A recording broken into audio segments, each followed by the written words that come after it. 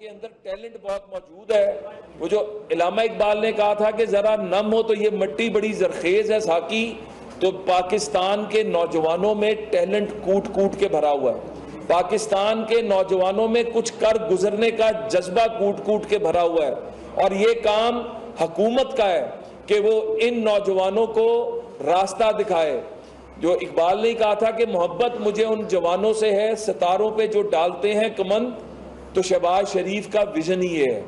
शहबाज शरीफ साहब चाहे वो तालीम की फील्ड है, चाहे वो फनी तालीम की फील्ड है, चाहे वो आईटी की फील्ड है, चाहे वो एजुकेशन के साथ साथ एग्रीकल्चर को अगर आप देखें, कल्चर को देखें, हर फील्ड के अंदर, स्पोर्ट्स के अंदर, प्राइम मिनिस्टर ऑफ पाकिस्तान जब चीफ मिनिस्टर थे, उन्होंने Pakistan Punjab education endowment fund बनाया था, जिससे बच्चे और बच्चियां जिनके वसाइल नहीं थे वो तालीम हासिल करते हैं।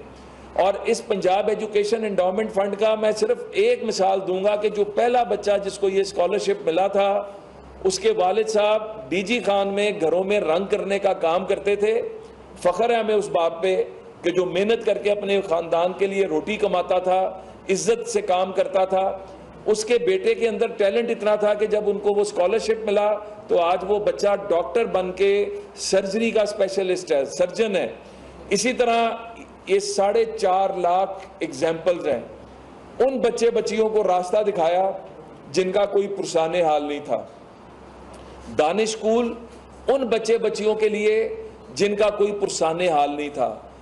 भट्टे पे काम करने वाले बच्चे बच्चियों को स्कूलों में लेकर आए, उनका मुस्तकबिल बनाया, क्योंकि जब पाकिस्तान बना था तो कायदे आजम का और उस वक्त के कायदीन का जो विजन था वो मुसावात का विजन था।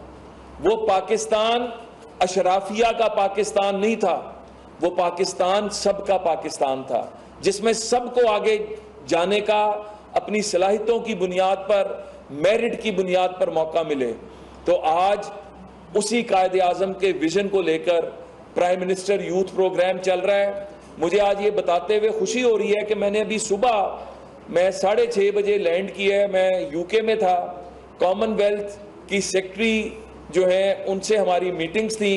उसके अंदर जहाँ पे तालीम के मैदान में, जहाँ फनी तालीम के मैदान में, जहाँ आईटी के मैदान में, जहाँ ट्रेड के मैदान में, जहाँ पर जो सबसे अहम है इस वक्त जो पाकिस्तान के अंदर जो इशू है क्लाइमेट चेंज, उसके मैदान में जो कोलैबोरेशंस की बात हुई, वहाँ पे स्पोर्ट्स कोलैबोरेशन की बात हुई, वहाँ पर ख़ास तौर पर फुटबॉल की बात हुई।